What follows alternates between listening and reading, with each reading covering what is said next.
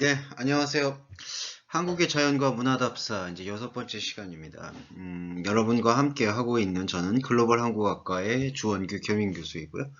한국의 자연과 문화답사 어느덧 6번째 시간을 맞이하게 됐습니다. 오늘도 이제 다른 순서와 마찬가지로 3개의 영상 파일로 분류해서 여러분들과 함께 한국의 자연 그리고 문화에 대해서 함께 살펴보도록 하겠는데요. 다음 주가 중간고사 기간입니다, 여러분. 그 중간고사 기간에 저도 서브젝트를 조금 드려야 될 것 같은데, 네, 그 서브젝트를 드리게 되는 그 공지사항은, 이 클래스의 공지사항을 이용하도록 하겠습니다. 오늘 한번 수업을 들으시고, 다음 주에는 제가 그 수업에 대한 그 과제, 제출하는 것으로 그것으로 중간고사는 가름하도록, 그러니까 대신하도록 하도록 하겠습니다. 그렇게 이해해 주시고 접근하고 함께 나누면 좋을 것 같습니다. 자, 오늘은 어떤 수업의 내용을 살펴볼까 한번 보실까요? 오늘은 이제 문화에 대한 포괄적인 이야기를 나눠볼까 합니다. 각 나라마다 고유의 문화가 있습니다. 문화의 형성은 한마디로 정의할 수 없을 정도로 조금 광범위하고 그 폭이 넓어요. 한 국가나 공동체가 촌락과 굴락을 그리고 공동체를 커뮤니티를 꾸리면서 구성되어 오면서 그 구성되어 온 커뮤니티가 나타나게 되는 그 고유하면서도 보편적인 정체성의 교차 흐름이 있습니다. 그러한 교차 흐름이 쌓이고 쌓이면서 곧 퇴적되면서 일으켜내는 일종의 나름의 방향성, 이제 그런 부분들을 사실은 문화라고 할 수가 있겠죠. 영어로는 컬처 무브먼트 정도로 표현할 수가 있을 것 같습니다. 왜냐하면 문화라는 것이 움직임과 함께 있기 때문에. 그러니까 어느 하나의 고정된 가치를 가지고 그것이 고정된 채로 계속해서 경직된 좌표와 선언으로 제시가 되는 게 아니고 생물적으로 곧 움직임을 통해서 계속해서 우리가 가지고 있는 공동체의 실생활과 밀접하게 연관을 갖고 있기 때문에 그런 면에서 문화는 생물적이다 혹은 무브먼트다 이렇게 표현할 수가 있을 것 같습니다. 또한 한국의 문화라고 저는 지금 소개를 해드리고 있지만 한국의 문화만이 완벽하게 고유하다, 그러니까 특별하다. 한국의 문화는 다른 국가나 다른 지역권의 문화에 비해서 뭐 탁월하게 우월하다라든지 아니면 조금 특별하다라는 그러한 위치나 그러한 정의를 내리기엔 곤란합니다. 왜냐하면 문화라는 것은 그 공동체가 갖고 있는 보편성과 특별성의 그 혼용이거든요. 그러니까 혼합체라고 말씀드릴 수 있겠는데 그 혼합을 설명하는 데에는 여러 가지 설명이 필요하고 그런 여러 가지 설명 속에서 우리의 문화, 그러니까 한 국가나 공동체의 문화만이 스페셜리티가 있다, 특별하다 이렇게 입증하는 순간 그것은 여러분들이 자주 들어본 용어일 수 있지만 문화제국주의적 사유의 함정에 빠질 수 있습니다. 문화제국주의라는 것은 어떤 한 국가나 한 공동체의 문화가 타 국가나 다른 공동체의 문화에 비해서 절대적으로 우월하며 더 나아가서 우월하다라는 그 수준 차이의 확인을 넘어서서 한 국가나 공동체의 문화가 다른 국가나 다른 공동체의 문화를 선도하거나 교훈을 주거나 가르쳐야 된다라는 그러한 사고방식과 행동주의에 빠져있는 양태를 문화제국주의라고 볼 수가 있는데요. 그러니까 그 우리가 문화를 이해하는 데 있어서 그 고유성, 곧 스페셜리티에 대한 지나친 강조가 이제 지속이 된다면 그러한 측면에서라도 이 문화적 제국주의, 곧 문화제국주의의 함정에 빠질 공산이 농후하다. 그렇게 얘기할 수가 있는 것이겠죠. 그렇기 때문에 문화가 제가 앞서 말씀드린 것처럼 무브먼트, 하나의 생물적 생산 수단 혹은 생산 흐름이라고 얘기 드릴 수 있는 것처럼 어떤 고유성이나 스페셜리티에만 집중할 것이 아닌 보편적인 가치에도 여러 가지로 문을 열어놓는 태도가 문화를 이해하는 가장 긍정적인 태도다라고 얘기 드릴 수 있겠고, 그러한 긍정적 태도를 견지해야 하는 움직임 속에서 한국의 문화를 한번 전망해 보면 다음과 같습니다. 그리고 여러분, 이 강의하는 기초 자료로서는 뭐 위키백과라든지 백과사전, 한국민족문화 대백과사전 등의 여러 기초 자료들을 이제 응용해서 응용 혹은 선별해서 여러분께 소개해 드리는 강의 텍스트라고 보시면 되겠습니다. 자, 한국의 문화 전망을 볼게요. 한국인은 한반도에서 반만년의 역사를 지켜왔다. 반만년 5천년이죠. 한국은 근 5천년의 역사를 지니고 있습니다. 그러면서 이 애국가의 가사가 인용이 되네요.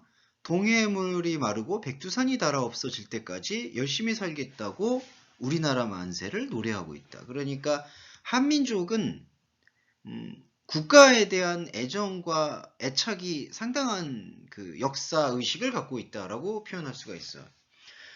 한국 민족의 나라 사랑은 땅의 백성이 한 핏줄로 하나의 언어로 동질성이 이루어져 있다라는 측면에서 세계의 어느 다른 민족과 국가보다도 그 동질성, 어떻게 표현하면 좋을까요? 아이덴티피케이션이 세계 어느 다른 민족보다도 강하다는 그 뿌리로부터 비롯되고 있다라는 것을 한국의 문화의 스페셜리티로 저는 꼽을 수 있겠습니다. 한국 민족이 갖고 있는 특성 중에 하나가 단일 민족이라는 특성을 과시하고 있습니다. 뭐 과시라는 표현이 적절할지 모르겠지만 단일 민족이라는 표현은 뭐냐? 민족의 그 계보와 족보 뿌리가 하나의 뿌리로부터 왔다라는 개념을 강조하는 용어입니다. 단일 민족. 근데 세계를 들여다봐도 단일 민족의 국가가 형성된 곳이 많지가 않죠. 비근한 예를 들어서 미국의 같은 경우에는 수많은 인종과 그리고 본래 그 북아메리카 지역에 거주하고 있었던 인디언 원주민들까지 포함한다면 실로 다민족 국가라고 할 수가 있겠죠. 캐나다, 호주, 뉴질랜드도 말할 것도 없을 것 같습니다. 그런데 한국은 한 핏줄이라는 단일 민족 계열을 가지고 있어요. 자, 그런 특징 속에서는 아이덴티피케이션이 더 투철할 수밖에 없겠죠.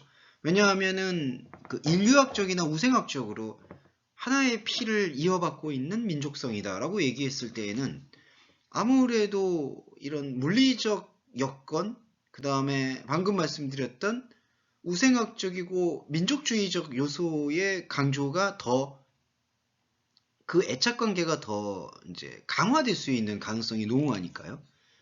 그렇기 때문에 아이덴티피케이션, 곧 동질성이 좀 뛰어나다고 볼 수 있고 거기에 한국은 하나의 언어를 갖고 있습니다.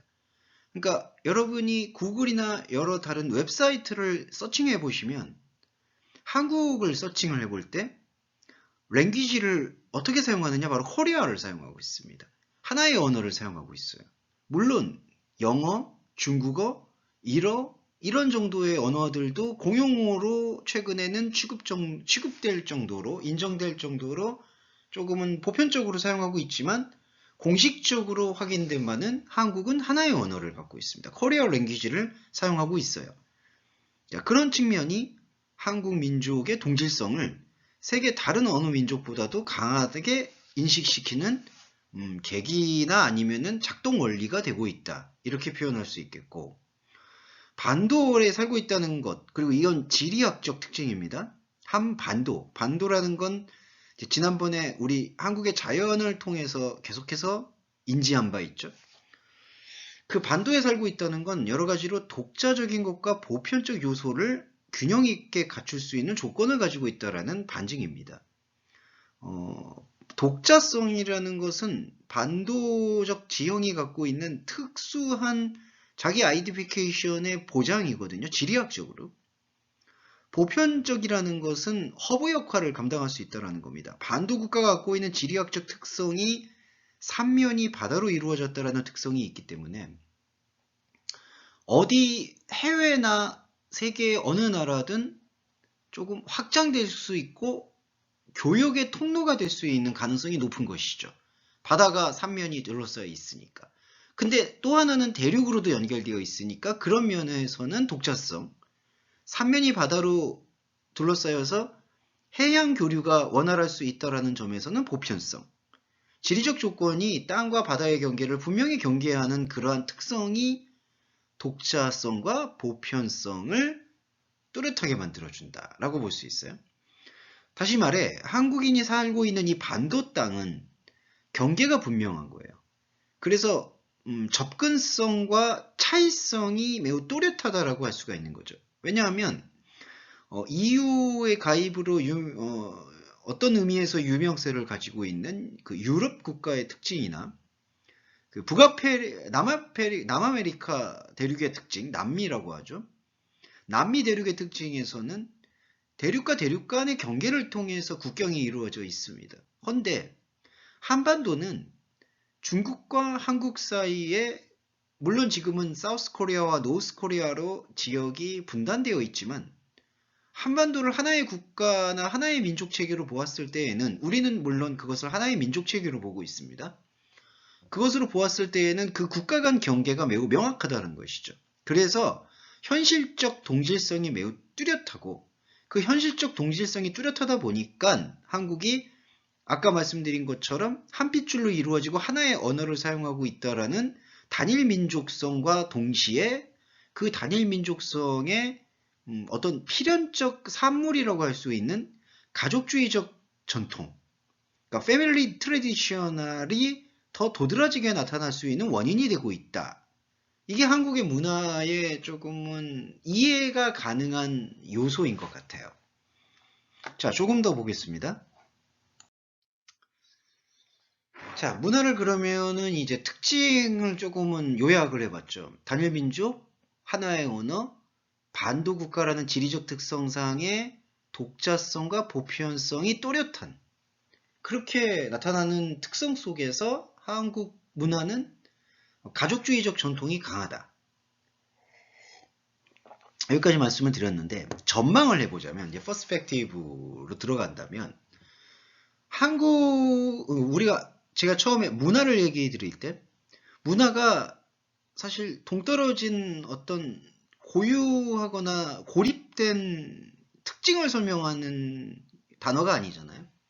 문화라는 것은 세계의 여러 공동체의 교역과 교류의 어떤 퇴적된 산물일 수가 있기 때문에 곧 독자적인 그 공동체의 특성이기도 하지만 동시에 커뮤니티와 커뮤니티 사이에 수많은 교류를 통한 곧 커뮤니케이션을 통해 쌓아 올려진 새로운 이종 집합체의 어떤 특징을 지니고 있다라고 봤을 때 우리는 세계가 하나의 지구촌으로 정보화되고 있다라는 그런 어떤 흐름과 맞물려서 문화를 해석해야 된다라는 거. 그거를 좀 잊을 수가 없을 것 같아요. 그래서 세계가 이른바 인포메이션의 커뮤니케이션 글로벌리즘으로 인해서 지구촌이 정보화 시대의 한 울타리가 되어가고 있다. 그러니까 경계와 국가적 구분은 여전히 또렷할 수 있지만 인터넷과 www.com으로 이제 발전되어 현재는 보편 플랫폼과 같은 SNS 수단의 보편적 그 도입으로 말미암아 정보화 시대의 지구촌은 한 울타리, 글로벌 스탠다드를 형성하고 있다라고 볼 수 있어요. 이 현상이 한편으론 각 국가나 민족의 고유한 문화 전통을 소멸시키게 만드는 악영향으로 작용하기도 해요. 하지만 또 다른 한편으론 각 국가와 민족이 자신의 아이덴티티를 확인하려는 가장 스페셜리티, 강한 독자성 추구의 동기부여가 되기도 합니다.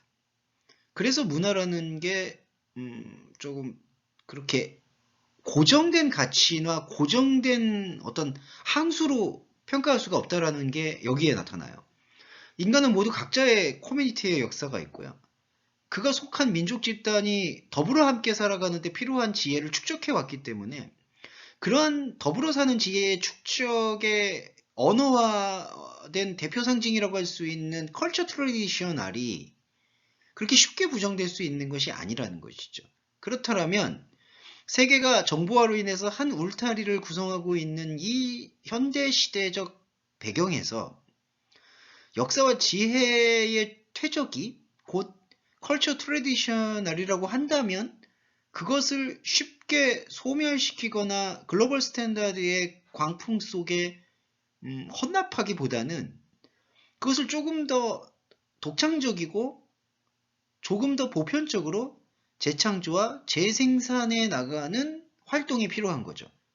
그러니까 여러분께서 한국이라는 사회와 지역에 유학을 오셔서 글로벌 한국학과라는 학과를 선택하셔서 공부를 하시는 특별한 이유 중에 하나도 각국에 있는 더욱이 코리아 컬처에 대한 그 역사와 지혜에 퇴적된 결과의 어떤 컨텐츠를 이해하고 공부하는 태도가 결국에는 각국에 있었던 고유한 그 스페셜리티를 재창조하고 재생산해 가면서 글로벌 스탠다드의 지구촌 사회에서의 한 울타리에서 좀 더 유연한 커뮤니케이션 수단으로 활용할 수 있도록 이제 기능하도록 만들어주는 스터디잉이 되어야 된다라는 거겠죠. 그래서 전통을 얼마나 소중히 여기고 그것을 리크레이션 해나가느냐에 따라서 이 문화의 어떤 고유성과 보편성의 지속 가능성이 좌우된다라고 설명드릴 수 있겠습니다. 자, 여기까지가 대략의 한국의 문화에 대한 전반적 그 전망과 특성에 대해서 설명을 드렸고요. 자, 이제부터는 다른 주제로 이제 디테일한 그 카테고리를 나눠서 살펴보도록 하겠습니다. 자, 한국의 미술 분야에 대해서 설명을 드릴까 해요. 한국 민족의 미술 활동은 아주 오래전이죠. 5000년 이전부터 신석기 시대 후기무로부터 시작이 되었죠. 그러니까 벽화라고 할 수 있는 돌의 평면화를 새기는 그러한 어떤 회화 활동에서부터 미술 활동이 시작이 되었기 때문에 신석기 시대의 후기 무렵부터 시작되었다고 볼 수 있지만 그때에는 본격화되기 전이고 본격적인 어떤 미술 활동이라고 할 만한 그 활동이 개진된 시기는 그 종교로서의 불교가 전래된 4세기 말부터 본격화되었다라고 보는 게 보편적 역사의 견해입니다. 한국 미술의 특징은 전통적으로 중국과의 교류가 많았습니다. 자, 인접국가와의 커뮤니케이션이라고 말할 수 있겠죠. 왜냐하면 중국은 대륙적으로 같이 밀접해 있었기 때문에 교력과 교류에 있어서 가장 원활한 국가라고 할 수가 있겠어요. 물론 이웃국가 중에 일본이 존재하기도 했지만 일본과의 교류보다는 중국과의 교류와 교육이 보다 더 활발했다라고 역사는 기록하고 있습니다. 그래서 중국과의 교류를 통한 한국 미술 활동의 흔적이 상당하다라고 얘기할 수 있겠고, 특히 이제 제가 지난번에 한국의 역사를 러프하게 설명을 드릴 때 삼국시대, 고려시대, 조선시대 정도로 나뉜다. 그 이후는 이제 일제강점기 시대 그리고 근현대사로 또 번외로 평가한다 하더라도 그렇게 요약될 수 있는데, 특히 이제 조선에는 유교라는 이제 4세기 때는 이제 삼국시대였는데 그때에는 불교로부터 이제 미술 활동이 본격화되었다면 조선시대에는 유교가 국교로 도입이 되었죠. 이 유교 역시 중국의 성리학과 밀접한 관련이 있습니다. 특히 조선에는 유교의 영향으로 아주 정제되고 절제된 느낌의 수묵화가 유행했습니다. 수묵화는 한지라는 그 종이에, 옅은 종이에 검은 먹을 갈아서 도료로 삼아 그리는 단색체의 화법이라고 할 수가 있어요. 그래서 절제된 느낌이죠. 왜냐하면 화려한 어떤 채색을 이렇게 버라이어티하게 사용하지 않으니까. 그래서 수묵화가 절제된 느낌의 수묵화가 유행했다. 그리고 근대에 들어와서는 서양이라고 할 수 있죠. 이제 그 근대 이전까지는 일본, 중국을 포함한 이른바 동북아시아의 미술과 종교 영향을 통해서 미술 활동이 구축이 되었다면 그 일제강점기를 지나서 문화적 모더니즘이 본격화되었던 교류 시기에 곧 근대에는 서양의 미술이 들어와서 일대 역동적 전개와 변화를 맞이합니다. 그러면서 현대에 들어와서는 또 다른 어떤 변화의 패러다임이 달라지죠. 그러니까 테크놀로지와 인포메이션 패러다임이 본격적으로 진화되고 발전되면서, 그리고 동시에 그 글로벌 스탠다드라고 할 수 있는 글로벌레이션 세계화가 가속이 되면서 역동적인 변화, 그러니까 근대 시대의 서양 문명을 받아들이는 미술 활동에서 액티비티한 변화가 일어났다면, 테크놀로지와 글로벌레이션의 도입으로 인해서는 그 역동적 변화가 이른바 지속 가능한 변화로 지금은 진행되고 있다. 이렇게 한국 미술의 과거와 현재를 설명드릴 수 있겠네요. 자, 이게 문화의 한 카테고리 중 하나인 한국 미술에 대한 설명입니다. 그리고 이번엔 음악을 설명드릴게요. 한국의 전통 음악은 한국에서 전통적으로 내려오는 음악이라고 표현하는데, 이것을 줄임말로 민요라고 얘기합니다. 민요라는 표현은 한자인데요. 백성 민자에다가 노래하다 뭐 그런 정도의 의미를 가진 그 단어의 그 한자의 조합입니다. 그러니까 백성들의 노래, 민중들의 노래라고 할 수 있죠. 그걸 전통음악이라고 많이 표현을 해요. 최근에 만들어졌더라도 전통음악의 기본적 틀만 벗어나지 않으면 일반적으로 이것을 민요라고 부른다. 그래서 최근에 한국에서는 트로트라는 장르가 되게 각광받고 유행하고 있는데, 그 트로트의 장르도 한국 전통 민요하고 같이 이제 움직일 수 있고, 그리고 음악의 측면에서 한국 나라의 음악을 국악이라고 부릅니다. 그래서 한국 전통음악의 역사적 분류법은 악곡의 유래와 형식에 의한 구분법으로 나누어지는데, 구분법상으로 봤을 때 국악이 세 가지 부류, 악, 당악, 향악으로 나뉩니다. 악은 중국 송나라에서 유래한 정악이 있죠. 그러니까 중국과의 교류를 말씀드렸죠. 그래서 구체적으로 고려시대 예종이라는 임금 11년 때 수입된 대성악을 지칭합니다. 이 대성악, 그러니까 악이라는 국악의 형태가 고려 중기 때만 해도 널리 쓰였지만, 유행의 변화를 맞이했던 것인지 고려 후기에는 이 악의 그 구분이, 그리고 국악이 점점 쇠퇴하는 걸 볼 수 있습니다. 자, 국악의 이야기 조금 더 드려볼게요. 네, 자, 이게 지금 판소리 진주민요를 부르게 되는 한 화면의 내용입니다. 저렇게 추임새를 주는 장단을 맞추는 이가 있고, 그걸 통해서 판소리를 완창하는 그 판소리 명창이 있습니다. 자, 이게 민요와 국악이 합쳐져 있는 대부분의 한국 전통음악의 형태라고 할 수가 있겠죠. 자, 이걸 보시고 좀 더 연결해서 볼게요. 조선시대에서 음악은 세종 때 한글을 창제한 세종대왕입니다. 세종 때 박이현이 중심이 되어 아악이 정리가 되어서 아악이 이제 유래가 되었고, 또 하나 분류 중에 당악은 중국의 당나라에서 전래한 음악, 그러니까 당나라에서 전래된 음악이라 당악이라고 부를 수 있죠. 경국대전 등에 보이고 고려사 악지에 40여 종의 음악이 소개되어 있지만, 현재 남아있는 당악은 보호자와 낙양춘이란 두 곡만 남아있습니다. 네, 당악에 대해서 설명드렸고, 마지막 세 번째 분류법의 향악이 악과 당악을 제외한 한국의 재래음악, 거기에 플러스 서양 지역에서 전래된 음악을 그냥 포함해서 향악이라고 부릅니다.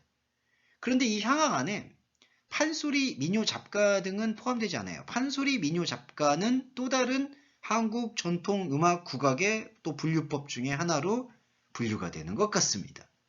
음계에 대한 부분은 뭐 C장조와 E 플랫 장조라고 할 수 있는데, 제가 음악적 지식이 많지 않은 관계로 당악과 향악의 음계 차이에 대해서 정확히 설명드리기는 좀 곤란할 것 같습니다.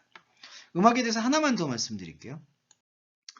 자, 현대에서는 정악과 민속악으로 나눕니다. 그러니까 방금 전에는 세 가지 분류법으로 나누는데, 현대에는 이렇게 분류된다는 거죠. 정악은 궁중음악과 상류층에서 연주된 음악이고, 그리고 민속악은 정악에 대칭되는 말로 판소리, 잡가, 산조, 시나위 등을 포함한다. 그러니까 많은 대중들이 즐겨 부르는 것을 궁중음악의 반대인 민소각으로 부르는 거고 상류층의 음악을 정악이라고 부른다. 이렇게 정리해 볼 수 있겠습니다. 자, 첫 번째 시간에 카테고리로 미술과 음악에까지 나눴고 두 번째 시간에 다시 나눠볼게요.